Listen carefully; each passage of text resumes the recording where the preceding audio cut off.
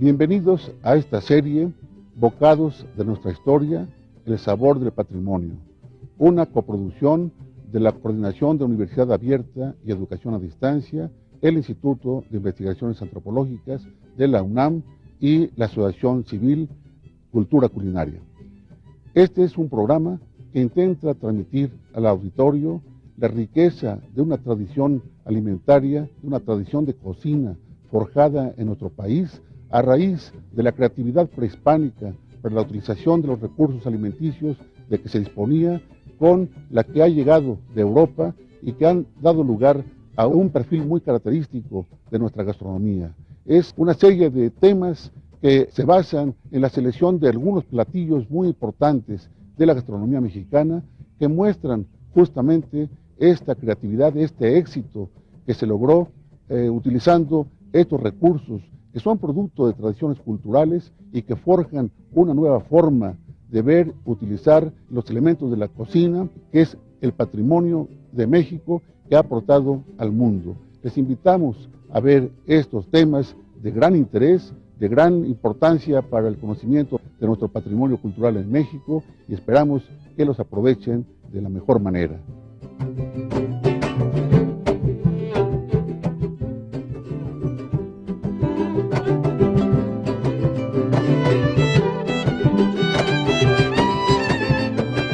Estamos en el Instituto de Investigaciones Antropológicas de la UNAM, en el Laboratorio de Paleoetnobotánica y Paleoambiente.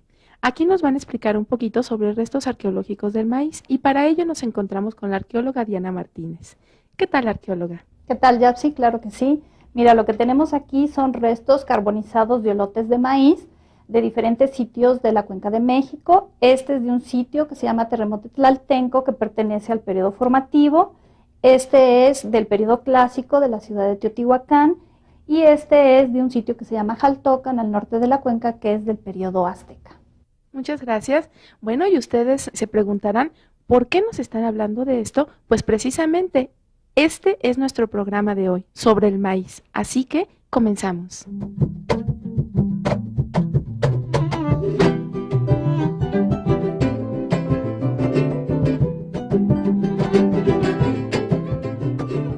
Hablar del maíz en nuestro país es un tema muy amplio. Depende de las condiciones ambientales, del tipo de terreno, de la inclinación del terreno, del tipo de maíz que se siembre. Todo el año se trabaja en la milpa. Empieza en diciembre, preparando el terreno, barbechando. Posteriormente se aplana, se vuelve a barbechar y por fin se siembra el maíz. El maíz se siembra más o menos entre marzo y abril, en cada orificio de 3 a 4 semillas. Se hace el primer deshierve en el mes de abril.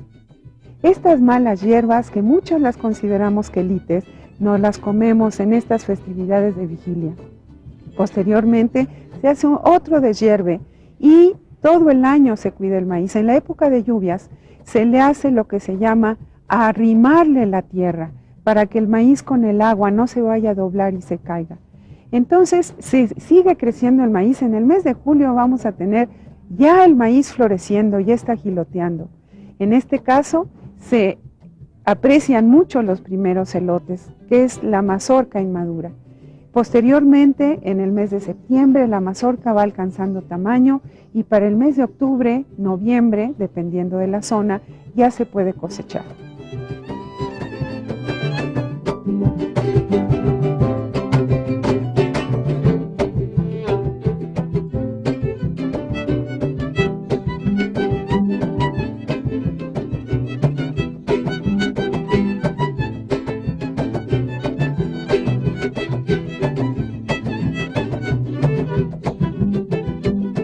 Ahora sí, ya desde el estudio y en vivo, les damos la bienvenida a esta serie de programas que se llaman Bocados de nuestra historia, el sabor del patrimonio, y hoy hablaremos de un tema fundamental que es el maíz, que es el eje de la cocina mexicana y que ha sido el sustento de nuestro país durante muchos años.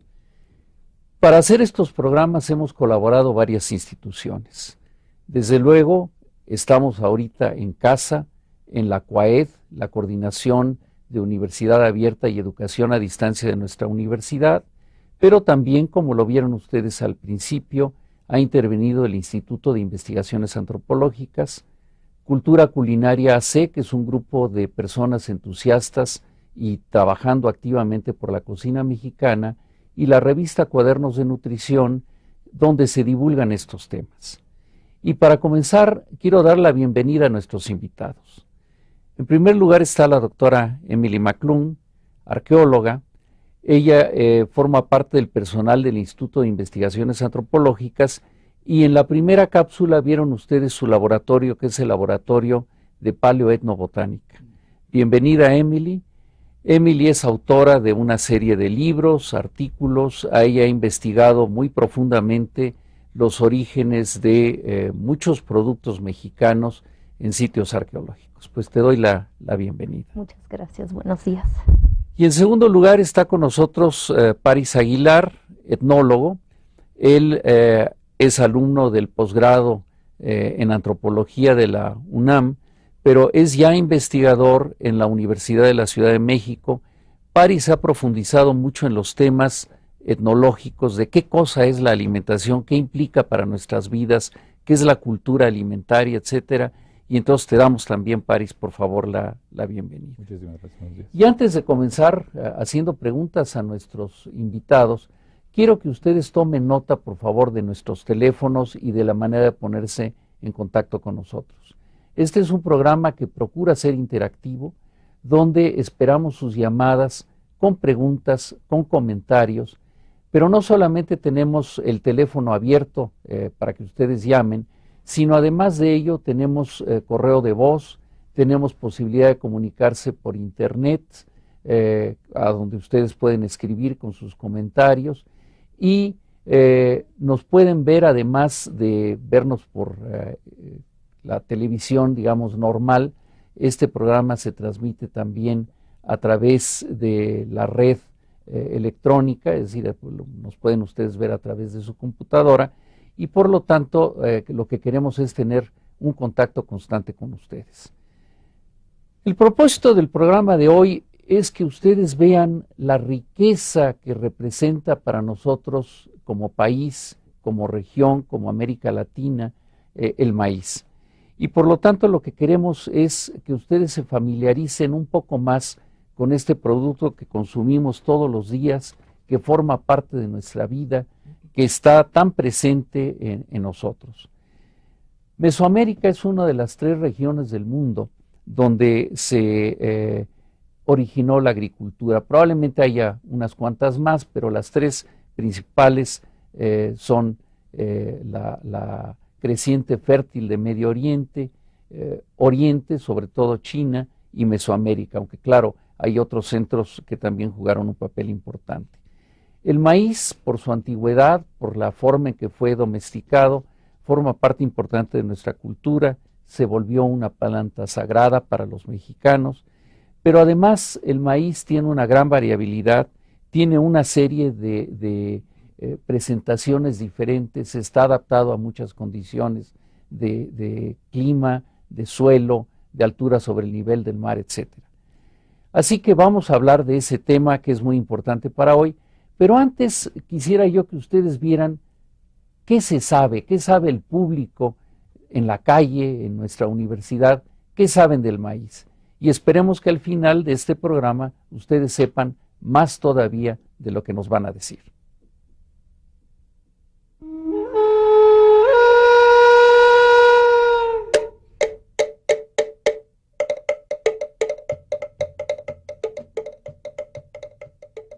Abundancia de sabrosos alimentos había en aquel pueblo llamado Paxil y Cayalá. Había alimentos y plantas de todas clases, pequeños y grandes. Los animales enseñaron el camino. Entraron en pláticas acerca de la creación y la formación de nuestra primera madre y padre. De maíz amarillo y de maíz blanco se hizo su carne. De masa de maíz se hicieron los brazos y las piernas del hombre. Únicamente masa de maíz entró en la carne de nuestros padres. 4 hombres que fueron creados. El primero fue Balaam Kitse. El segundo, Balaam Acab. El tercero, Mahukuta. Y el cuarto, Iquibalam. Así fueron creados y formados nuestros abuelos y nuestros padres, por el corazón del cielo, el corazón de la tierra.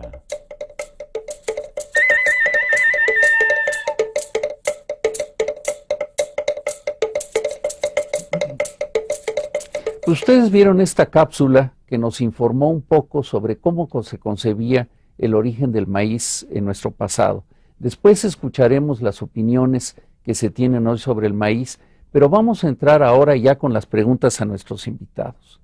Y desde luego la doctora McClung, que es experta en estos temas, le preguntaremos justamente, aparte de estos orígenes que se le atribuyen desde el punto de vista mitológico al maíz, ¿qué sabemos realmente de la biología del maíz? ¿De dónde se origina? ¿Cómo se origina? Por favor. Gracias. Mire, la evidencia arqueológica que actualmente se conoce indica que el maíz aparece en el registro arqueológico en forma de lo que nosotros llamamos restos macrobotánicos, es decir, granos, olotes, etc., alrededor de hace unos 6.000 años.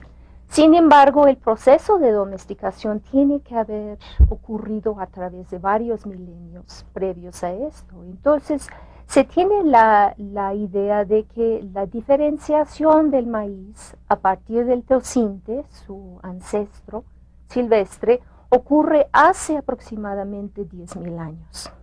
Hay muchas hipótesis en torno a este proceso. Ha habido controversias a través de los últimos 50 años en torno al proceso que se llevó a cabo, la hibridación de teosinte por un lado o su desarrollo en maíz directamente por otro. Y este proceso evidentemente hoy día se conoce que fue la domesticación del teosinte que dio lo que actualmente conocemos como el maíz. Este proceso debería de haber ocurrido en la cuenca del río Balsas, por ahí por las fronteras entre el estado de Guerrero y Michoacán, aunque curiosamente no hay evidencia arqueológica clara de esta región. Como mencioné, los macrorestos botánicos que se tiene del maíz en contextos arqueológicos, el más antiguo corresponde alrededor de hace 6.000 años. Y ahí en estos materiales que proceden de la cueva de Guilanaquitz, en la región de Mitla, en Oaxaca, morfológicamente hablando, tienen evidencia de haber diferenciado a partir del teosinte. Sin embargo, ¿qué pasó con estos otros 4.000 años? ¿No? Si decimos que el proceso inició hace 10.000 años, hay ahora en la arqueología y en la botánica hay una tendencia a estudiar profundamente los restos microbotánicos, polen, fitolitos, y ahora otra dirección que es muy interesante, que es el estudio de los gránulos de almidón. Todos estos elementos son microscópicos, o sea, requieren de técnicas mucho más especializadas y conocimientos un poco distintos para poder lograr su identificación. Pero en la actualidad contamos con evidencia más antigua de la presencia de maíz a través de estos restos microbotánicos, no tanto de sitios arqueológicos propiamente, aunque también hay datos que proceden de sitios como San Andrés en Tabasco, por ejemplo. Pero lo que se tiene son estudios regionales, paleoambientales, en donde han ocurrido restos microbotánicos de maíz que son testigos del inicio del cultivo de la planta, o sea, se registran cambios en la vegetación regional a través de estos microrestos, y se tiene indicación muy claro que el maíz, o bien dicho, el género sea, empieza a ser un componente importante de la vegetación regional a través de estudios de ese tipo. Y esto ocurría más o menos hace unos 8.000 años. Se ha hecho trabajos incluso en la región de la cuenca de Balsas y empieza a aparecer el maíz a través de polen, a través de fitolitos en esta región. Entonces son descubrimientos recientes, es el proceso de investigación que ha culminado en la utilización de múltiples técnicas para afrontar este problema de que no hay restos arqueológicos. Entonces sabemos ahora que el maíz es descendiente directo de teosinte. La especie de teosinte que es progenitora del maíz es el Sea maíz, subespecie Parviglumes, que es una planta silvestre que aún actualmente existe en la región de la cuenca del río Balsas, aunque poco distribuido, pero está ahí. Y se ha podido, a través de un estudio profundo de esta planta, entender de una manera más completa el proceso de domesticación, tanto desde el aspecto anatómico, morfológico e incluso el aspecto genético. Ahora, yo quisiera que nos dijeras muy rápidamente, porque ya sabes que en esta televisión el tiempo nos come, ¿cómo se pasa de estos orígenes tempranos, de una domesticación que llevó tantos siglos, a la agricultura? Y segundo, ¿qué implica el que el maíz se siembre en esta palabra que todos conocemos, pero que te voy a pedir que definas mejor, que es la milpa? Bueno, el proceso de domesticación es un proceso, un cambio, una interacción constante entre el ser humano. A partir de mutaciones que son procesos genéticos, la planta manifiesta ciertas características, los seres humanos se dan cuenta de que tiene algunas características que pueden ser de beneficio. En este caso se observa el desarrollo de granos un poco más grandes y en algunos casos el grano no desprende del eje del pasto. Es importante señalar que el maíz es un pasto, pero en todos los pastos silvestres los granitos están sostenidos por unos pequeños tallitos que se llaman raquis. Y los raquis son muy frágiles, entonces en condiciones naturales los pastos se propagan a través de dispersar sus semillas. Una vez domesticados, este proceso no ocurre, hace que el grano queda fijo en el eje y entonces necesita la intervención del ser humano para poder cosecharlo. Y esto es algo que se tiene clara evidencia alrededor de entre 6 y 5.000 años. ¿Y qué cosa es entonces la milpa? ¿Por qué es importante esto? La milpa es el contexto dentro del cual se siembra el maíz, en donde se cosecha y en donde se permite una interacción entre muchas diferentes plantas. Aparte del maíz, en condiciones tradicionales se genera un cultivo múltiple, en donde el maíz es el producto principal, pero un montón de plantas, tanto silvestres como cultivados, ocurren en su alrededor. Se tolera las malezas que están ahí y en muchos casos, como se comentó en la cápsula que se vio, se consume como quelites en forma fresca, tierna. Entonces en conjunto se tiene un vasto disponibilidad de diferentes recursos en el mismo parcela de sembrar.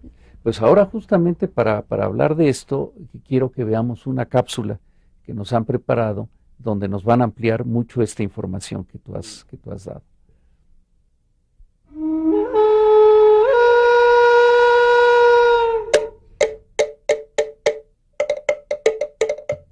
Quetzalcóatl descubrió que una hormiga cargaba un grano de maíz y, queriendo destinar la planta a la alimentación del hombre, descubrió el origen subterráneo del tesoro, promoviendo su ruptura, ya que en ese tiempo el gran depósito central no se había abierto para su distribución en el mundo. El más importante de los dioses de la lluvia, Nanahuatzin, acudió con sus hermanos los Tlaloque, de 4 colores diferentes, blanco, amarillo, rojo y negro, a la ruptura del cerro. Nanahuatzin golpeó con su rayo la montaña del depósito y brotaron los mantenimientos, entre ellos el maíz como alimento primordial. Pero los hermanos Tlaloque se robaron toda la riqueza que salió del monte. Con el robo, los dioses de la lluvia se llevaron la riqueza hasta los 4 depósitos en los 4 extremos de la tierra, caracterizados por su color propio. Al recuperarse, Nahuatzin, aún atontado por el golpe que dio sobre el encierro central, se encontró robado. Con astucia recobra su autoridad sobre sus hermanos y les enseña las técnicas de cultivo del maíz para que ellos se encarguen de la reproducción anual de los mantenimientos en los 4 cuadrantes de la tierra.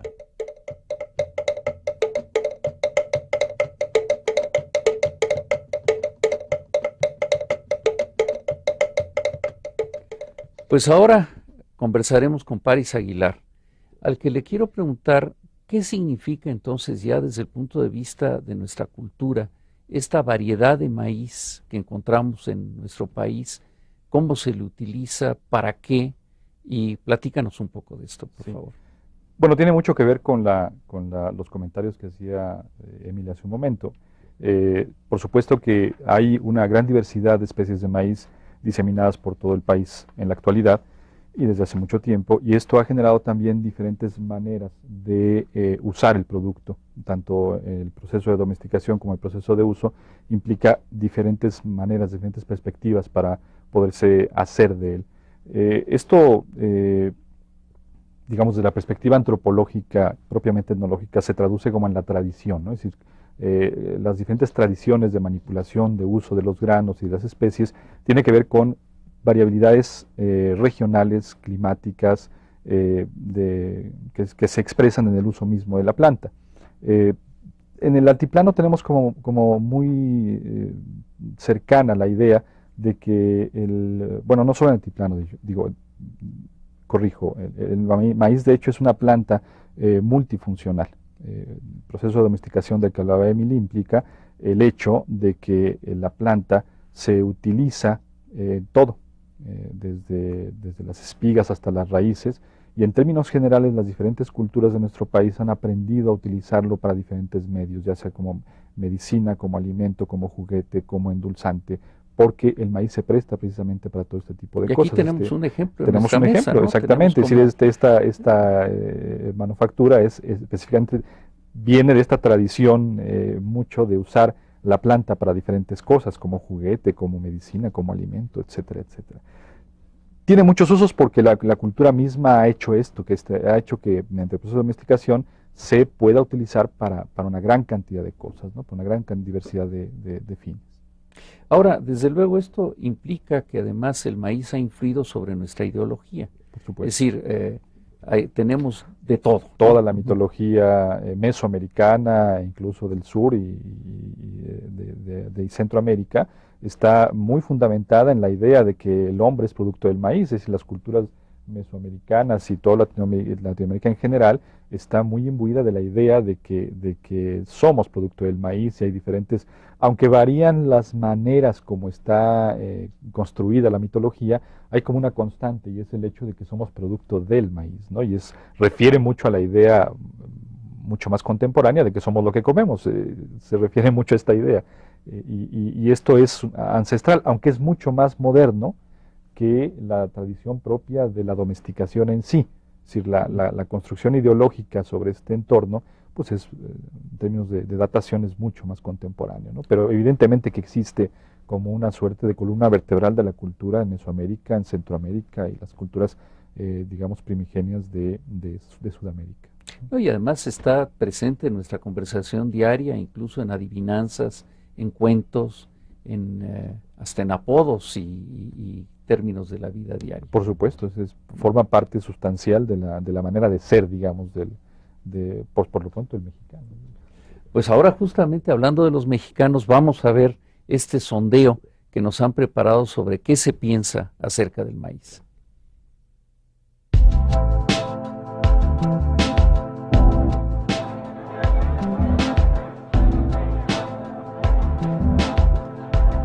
Hola, ¿qué piensas cuando escuchas la palabra maíz? Pues México como que es muy representativa del país. ¿Y tú? Pues en la cultura mexicana. ¿Qué piensas cuando escuchas la palabra maíz? Maíz, pues como en la cosa larga como botoncitos dorados, o sea, me imagino como no sé si es fruto, verdura o lo que sea, o sea, me imagino eso. Maíz, pues, de trigo, algo, ¿no? Campo, campesinos, nada más. ¿Qué piensas cuando escuchas la palabra maíz? Maíz, pues yo creo que es el alimento básico de los americanos. Prácticamente las culturas mesoamericanas, las centroamericanas y Sudamérica se han fundado sobre el cultivo del maíz. Tortillas y tamales, ¿no? Básicamente. what remains you when you listen the word corn? I think of cornfields back home where I live, and corn tortillas, taco shells, and corn chips.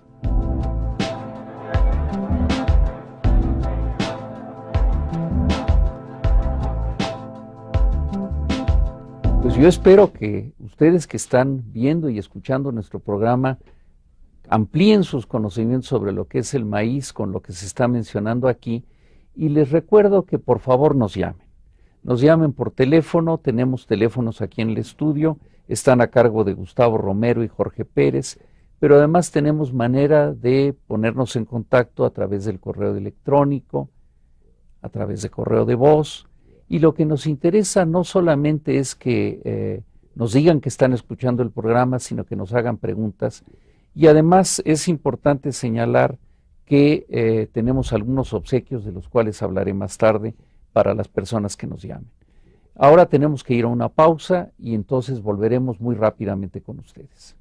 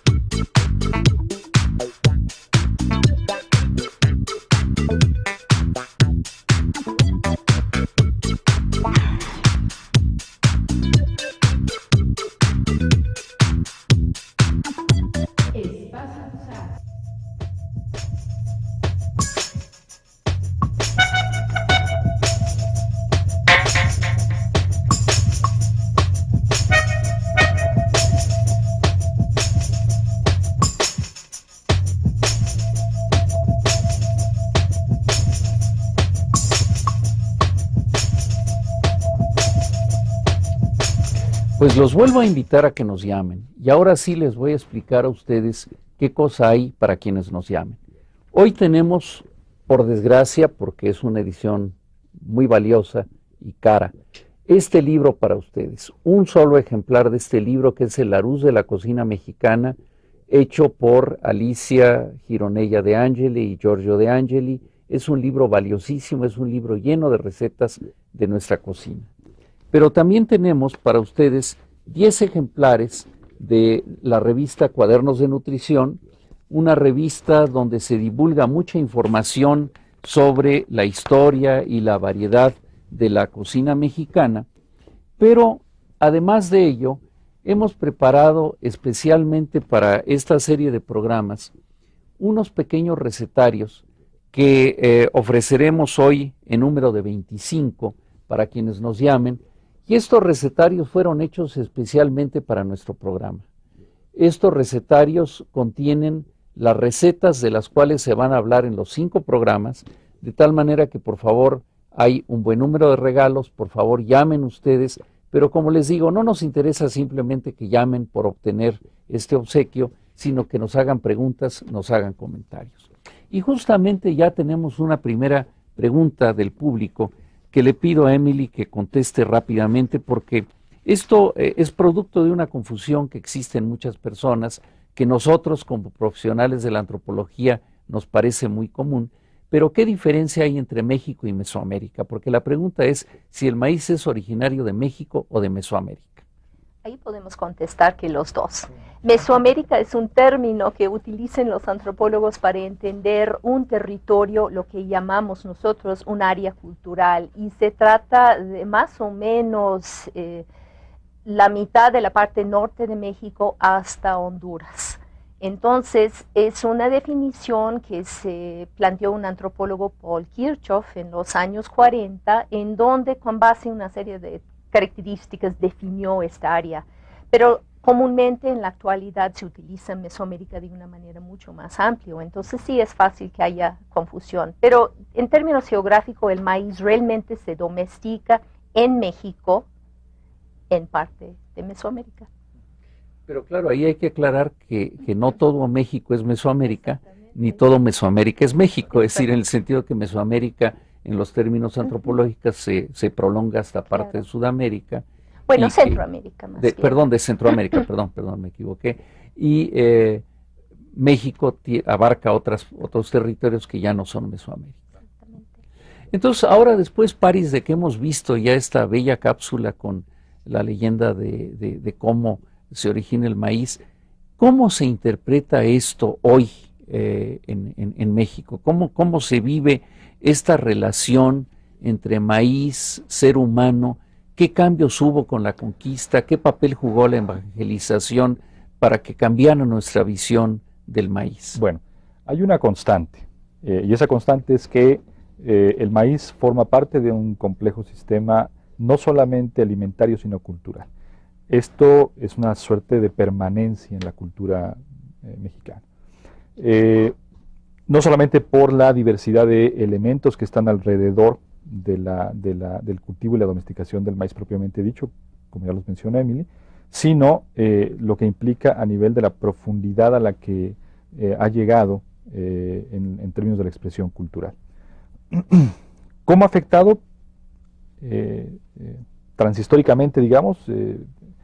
Pues nos ha afectado tanto que el precio de la tortilla en la actualidad sigue siendo algo que nos empieza a latir el corazón rápido o lento, dependiendo qué tan caro o barato esté, primero. Segundo, obviamente el precio internacional del maíz se vuelve para nosotros en la actualidad un referente fundamental, no solamente para la vida cotidiana, sino para la vida económica, política del país.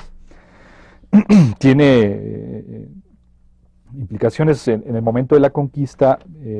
Hay procesos importantes que es muy complicado describirlos puntualmente, pero que hacen que ciertos referentes ideológicos, religiosos, mitológicos tengan que ser entremezclados, ocultos, escondidos por una cultura que tenía otro referente, europea, que tenía otro referente digamos, de afirmación, autoafirmación. El maíz constituye y ha constituido históricamente para las culturas mesoamericanas y para la diversidad de culturas en México particularmente, pues aspectos muy centrales de la vida diaria, de la vida tanto en términos ideológicos como de la vida material. Y el proceso de conquista evidentemente impone referentes que hace que estas mismas ideas sean, como decíamos hace un momento, entreocultadas, mimetizadas, sincretizadas, precisamente para tratar de, una de dos, o convivir o que permanezcan ciertas cosas. Creo que este proceso ha sido tan importante que ha permitido lo que decíamos al principio, el hecho de que es una permanencia, una constante en la vida cotidiana del mexicano actual. Ahora, esto implicó además toda una serie de cambios tecnológicos. Por ejemplo, el maíz se cultiva ahora generalmente con una yunta o con tractores. Tenemos la situación de la que hablaba Emily, de que la milpa en algunos lugares desaparece y pasamos al monocultivo. Y quisiera yo que mencionaras una cosita pequeña sobre esta cuestión que ahora se plantea de que usemos ya el maíz no para comer, sino como combustible. No, es toda una discusión muy importante y actual. Justamente el día de antier o ayer, me parece, aparece un artículo en el periódico que habla sobre el problema, curiosamente, de una planta diferente, que es el plátano. El problema de la manipulación genética del plátano. Se produce una sola especie porque es la más comercial, pero en cuanto empieza a tener un problema de salud, la planta empieza a desaparecer y eso genera un problema muy grande a nivel del abastecimiento de ese alimento. Esto lo podemos ver en referencia también a aspectos como el maíz, alimentos como el maíz, en donde la tendencia a la tecnologización, digámoslo así, de los cultivos obliga a que aparezcan solamente, se haga preponderancia de una sola especie o una especie limitada. Esto en contraposición de la idea de la aparición de la existencia de la milpa es muy importante, porque la milpa precisamente lo que refiere es una forma muy doméstica de domesticación, perdón por la redundancia, de reproducción del propio grano, y esto genera diversidad de especies.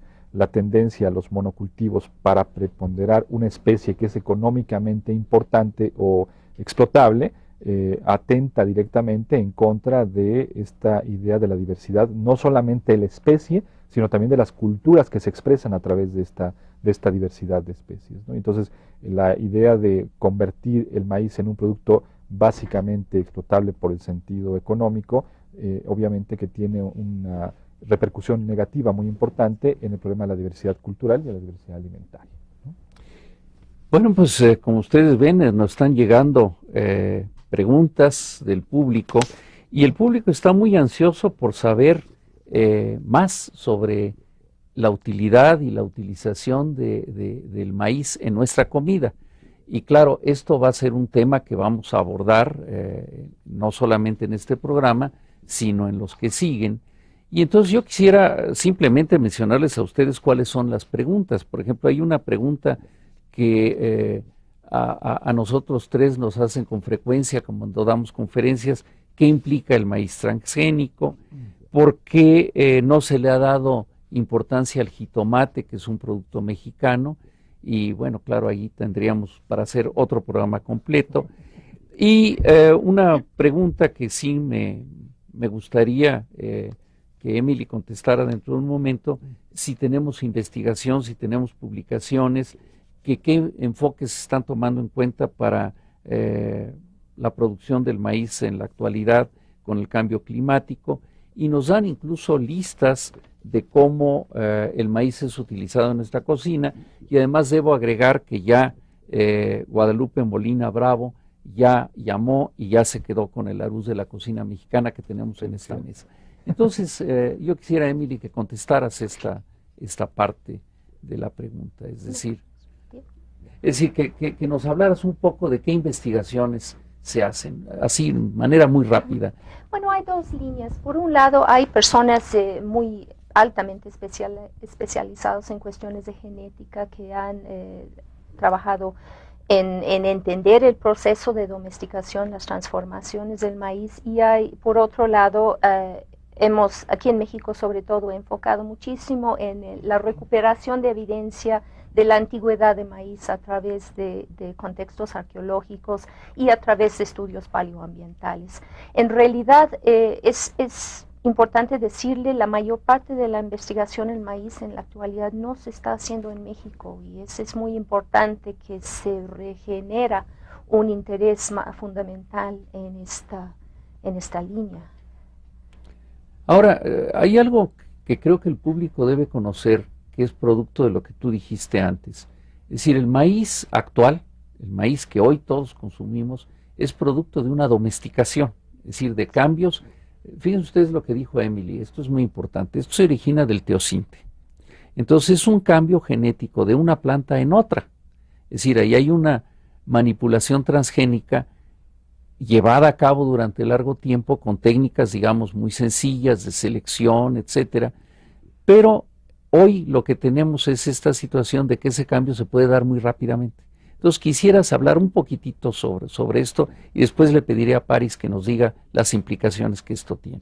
Bueno, yo creo que es importante entender que el maíz que hoy día existe tanto en México como en Centroamérica e incluso en Sudamérica, bueno, en todos los continentes americanos, es una sola especie compuesta de cientos de variedades adaptadas a condiciones ambientales distintos, a tiempos, suelos, un conjunto de características que hace que el maíz desarrolla diferentes características de color, de tamaño, etcétera. Y estos además son características culturalmente favorables, ¿no? Los seres humanos buscan tener un maíz que reúne sus características de cómo quisiera verlo y cómo lo quieren usar.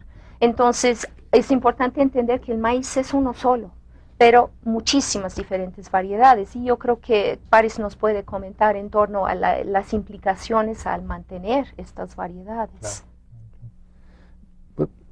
Pues justamente en principio sobre la idea que habíamos comentado hace un momento, es decir, el manejo del maíz, la domesticación del maíz, de la planta, implica efectivamente adecuaciones específicas sobre necesidades específicas a nivel histórico, a nivel tecnológico, a nivel cultural, etcétera, etcétera, y obviamente implica también horizontes culturales específicos.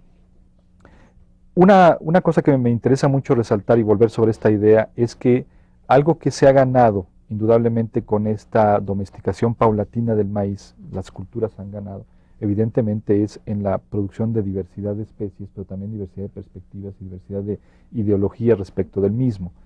La tendencia a procurar que estos cambios, como bien comentaba usted, se vuelvan cambios rápidos, inmediatos, pero sobre todo dirigidos al fortalecimiento de una sola especie por sobre la otra, tiene una implicación en términos culturales muy importante, pero también en términos de alimentación. La imposibilidad de generar especies o de producir especies que puedan sobrevivir a la hegemonía o dominio de una sola sobre esa diversidad genera obviamente en perspectiva problemas de escasez, por decir un problema específico. Por eso refería yo al caso de este reportaje que aparece en el periódico sobre el plátano que se ha producido, digamos, industrialmente, a escala industrial, se ha posibilitado el hecho de que exista una planta que es económicamente viable, hace que dependamos absolutamente de una sola de ellas. Si esto pasa a nivel del maíz, evidentemente nos pone en una perspectiva muy que causa mucha incertidumbre, por no decir que una situación catastrófica, ¿no? Bueno, pues ahora nos vamos a algo que es creo que una innovación en nuestros programas, que son las mesas temáticas. Estas mesas temáticas las grabamos antes, desde luego, del programa, y en ellas hemos incluido la participación de distinguidos chefs, en este caso Alicia Gironella de Angeli, que nos van a hablar sobre temas muy concretos de acuerdo con su experiencia. Por ejemplo, algo que no se ha dicho hasta ahora, que aprovechamos este momento para decirlo, es que desde luego una parte importante de la selección del maíz ha sido para qué se utiliza en la cocina. Para ustedes va a ser muy obvio de que el maíz que usamos para hacer palomitas no lo podríamos utilizar para hacer pozole. Es decir, son maíces diferentes. Imagínense unas tortillas hechas con maíz palomero, sería terrible. De tal manera que vamos a ver esta cápsula hecha con Alicia Gironella, donde se presentarán cosas muy interesantes y espero que además les abra a ustedes el apetito.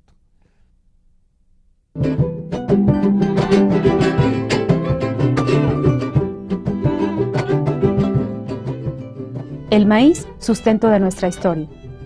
A través de esta mesa temática, El auditorio conocerá la relación de cada una de las razas de maíz con las distintas técnicas de elaboración dentro de la cocina mexicana. La presentación de las diferentes envolturas de tamales en hoja de la planta de maíz, hoja de mazorca tierna, hoja de mazorca seca, hoja santa y hoja de aguacate. Conocerá, además, algunos de los platillos más representativos a base de maíz tierno, como el chile atole, los uchepos, los esquites y el pozole, como ejemplo de platillo ceremonial y sus variantes regionales. Continuamos con nuestro programa Bocados de nuestra historia, el sabor del patrimonio. Y para hablar del maíz en forma, como ustedes ven, muy práctica, estamos en el restaurante El Tajín con la chef Alicia Gironella de Angeli, que es una chef que además ha investigado mucho sobre la cocina mexicana y ha publicado, junto con otros autores, un libro fundamental para entender la cocina mexicana, el Larousse de la cocina mexicana.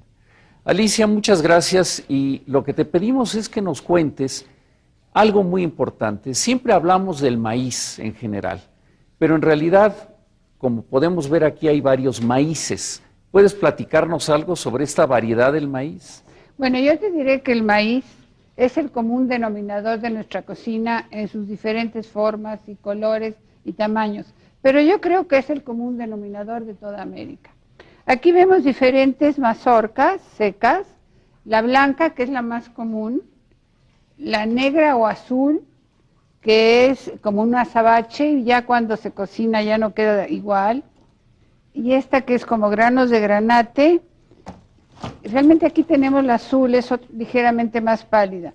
Entonces, estos maíces, estas mazorcas, son una representación de la gran cultura que tenemos sobre nuestros productos, sobre nuestras raíces, sobre nuestro patrimonio. Y aquí está el elote tierno, con sus hojitas, donde vemos también que tiene sus cabellos, que dicen que es muy bueno para hacer un té diurético. Una vez que el maíz está seco, se raspa en una unión de todos los solotes.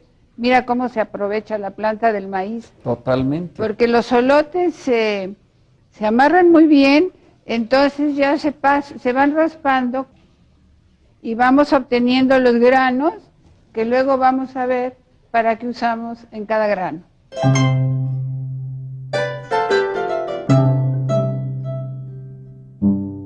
Pues pasemos ahora justamente a esta otra parte, donde lo que nos ofreces es ya el grano, digamos, separado del olote, y aquí tienes una gran variedad de granos. Explícanos cada uno de estos granos, ¿para qué sirve en la cocina?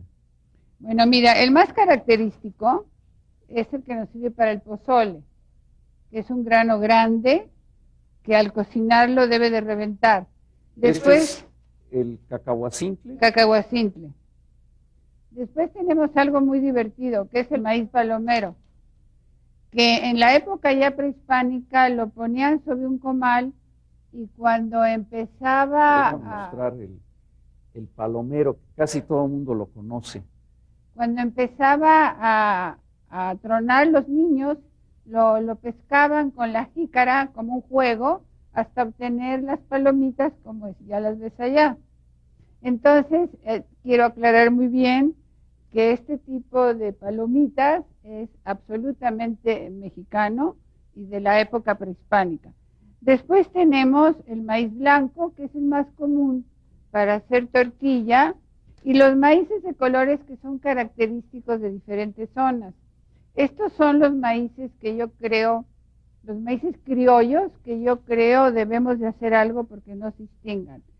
Los maíces de colores son un poco más suaves que el maíz blanco, pero igual se pueden hacer tortillas y también se usan para tostar, moler, y entonces se usa como espesante. Según el color del maíz te va a dar el color ya sea del atole o del molito que hayas hecho. Así es que esencialmente todos se pueden usar para tortillas.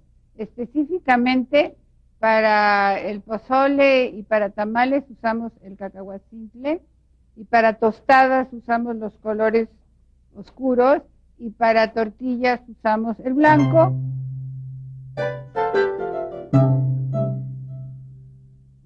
Un aspecto muy importante del maíz es que el maíz es una planta que se utiliza de manera integral.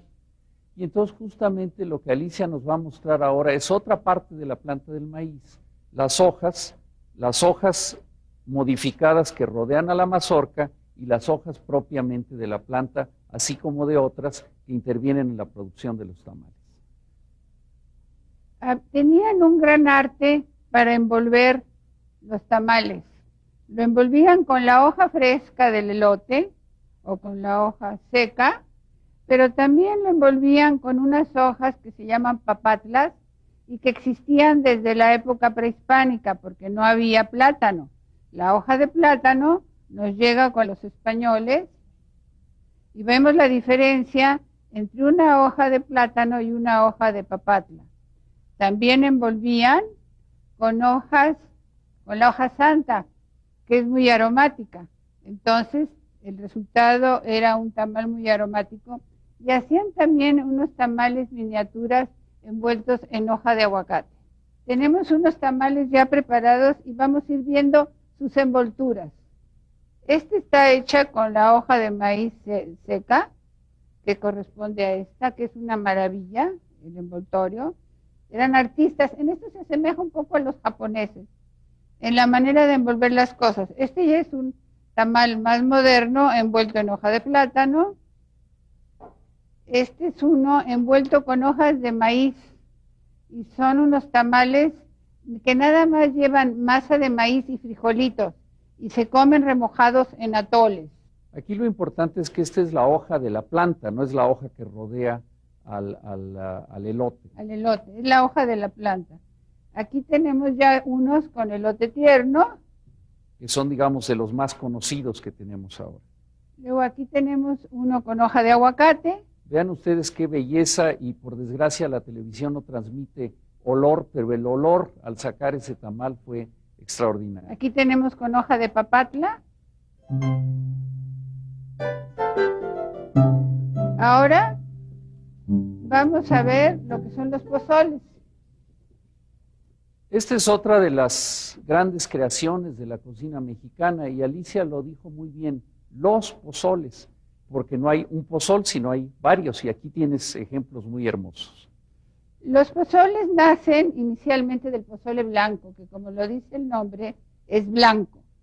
Y al pozole blanco se le añaden, según las regiones, diferentes tipos de salsas. En Jalisco, por ejemplo, se convierte en pozole rojo, poniéndole una salsa picante de chiles, y hay uno muy característico que es el de Guerrero, que es verde y que le ponen todo tipo de hierbas, más adivinen qué, le ponen chicharrón y sardinas. Entonces, como verán, es un alimento completísimo que no necesitan comer nada más. Luego tenemos el pozole batido. El pozole batido es aquel en que parte de los granos se muelen y se integran al pozole, entonces lógicamente es un pozole más consistente. Y luego tenemos el elo pozole, que el elo pozole es, como lo dice, es un pozole de elote fresco. Lo bonito de los pozoles es que se crea en la mesa una chocha, se comparte.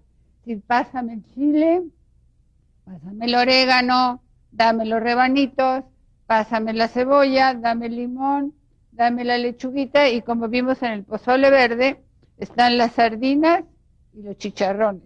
Y casi siempre se comen con tostadas. Entonces, es muy importante que sepamos que el pozole tiene la característica de que es una comida completa. Seguramente antes no lo hacían con carne de cerdo, que es otra aportación de los españoles, sino pues lo hacían con xoloscuincle o conejo o con productos que tenían alrededor, podría ser a lo mejor hasta de nuestro guajolote. Venado tal vez. Venado tal vez. Entonces vamos a preparar un pozole verde que te voy a convidar. Esto es típicamente un plato mestizo, es decir, en la época prehispánica había pozoles. Alicia no mencionó por pudor que sabemos que uno de los ingredientes del pozole tomado en ocasiones muy especiales, era la carne humana de los sacrificados, pero no era lo común, vaya, no era lo del diario.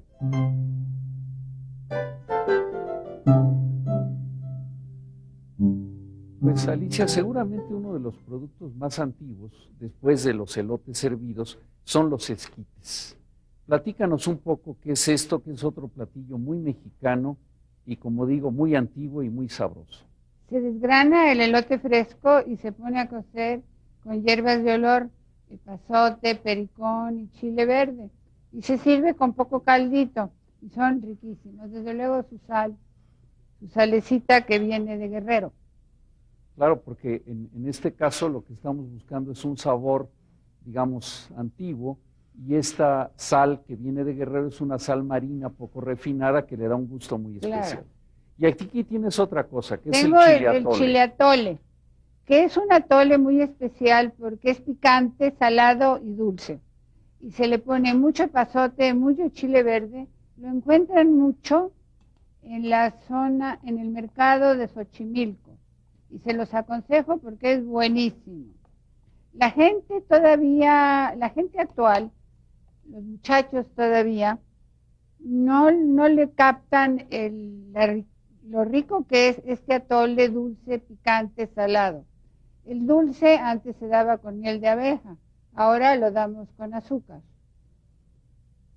Ahora, aquí hay algo muy importante, que es una situación muy interesante, que es el papel del chile, que hoy lo vemos como un condimento para muchos platillos, pero hay que acordarnos que en la época prehispánica el chile se utilizaba, como lo ha dicho Alicia, para el atole, pero también se le ponía el chocolate. Hoy en Europa comenzamos a ver la aparición de chocolates con chile, que todavía no nos llegan mucho a México, pero hay que recordar que este es un condimento fundamental. ¿Ese es un pozolito? Pues desde luego que sí, y al iniciar la toma de este pozole, le agradecemos mucho a Alicia Gironella su explicación y volvemos al estudio para continuar con nuestro programa. Muchas gracias. Buen provecho y muchas gracias.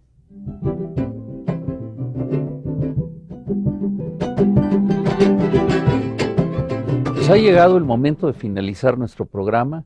Esperamos que les hayamos interesado, que se les haya hecho agua a la boca, que hayan aprendido un poco sobre el maíz. Quiero agradecer a la doctora Emily McClung, a Paris Aguilar, maestro en antropología, su participación en nuestro programa, así como a las personas que aparecieron en las cápsulas, Edelmira Linares, Alicia Gironella de Angeli, y quiero invitarlos al siguiente programa, que lógicamente va a ser la continuación de este, y que va a tratar del nixtamal. Muchos de ustedes se quedaron esperando ciertos antojitos, vendrán en el próximo programa. Muchas gracias a ustedes, llámenos, háganos sus comentarios y los esperamos dentro de una semana. Muchas gracias.